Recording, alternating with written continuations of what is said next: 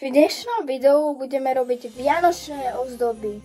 Ale ešte predtým, než začneme, tak by som vám chcela povedať, že až od 1.12., čo je dnes, až po 24.12.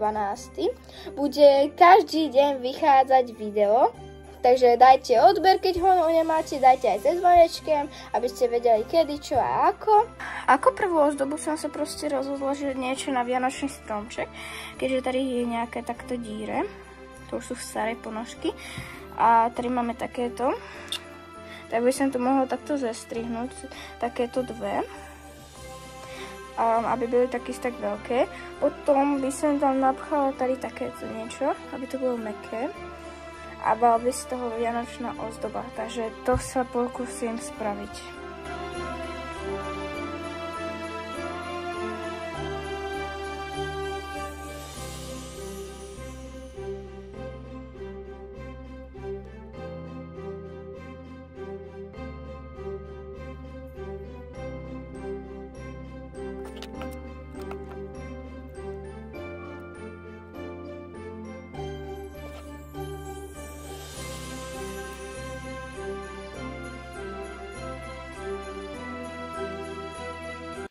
Ok ľudia, je to hotové, tady takto. Som to spravila, vyzerá to takto.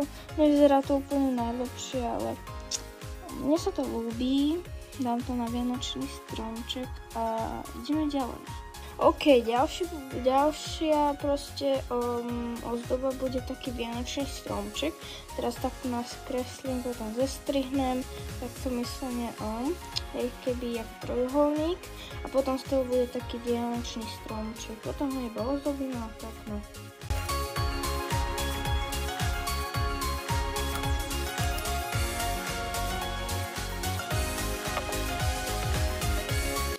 Ok, toto je ďalšia ozdoba. A ideme zase na ďalšiu.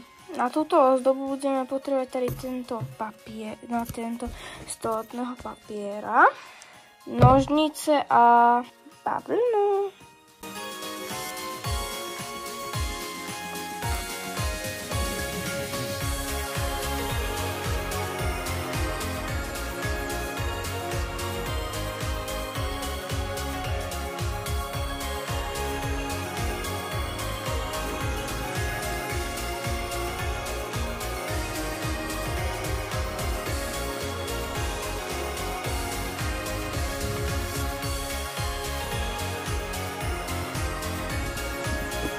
Ok ľudia, tak v dnešnom videu sme teda spravili tady túto ozdobu na stromček, tak to sa poviesí, tak to povieš si.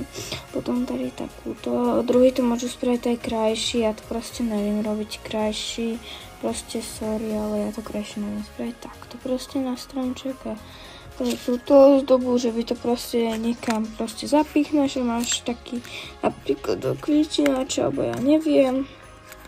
Takto a máš taký vianočný stromček. Dúfam, že sa ti ľúbilo toto videjko, daj like, lebo mi to už dlho trvalo. Trvalo mi to nejaké 2-3 hodinky toto spraviť, lebo toto dlho trvá. Toto mi proste dlhšie trvalo, lebo ja moc nešijem a toto bolo také rýchle. Takže dajte like, odber, zvonček a vidíme sa u ďalšieho videjka a na budúce čauko!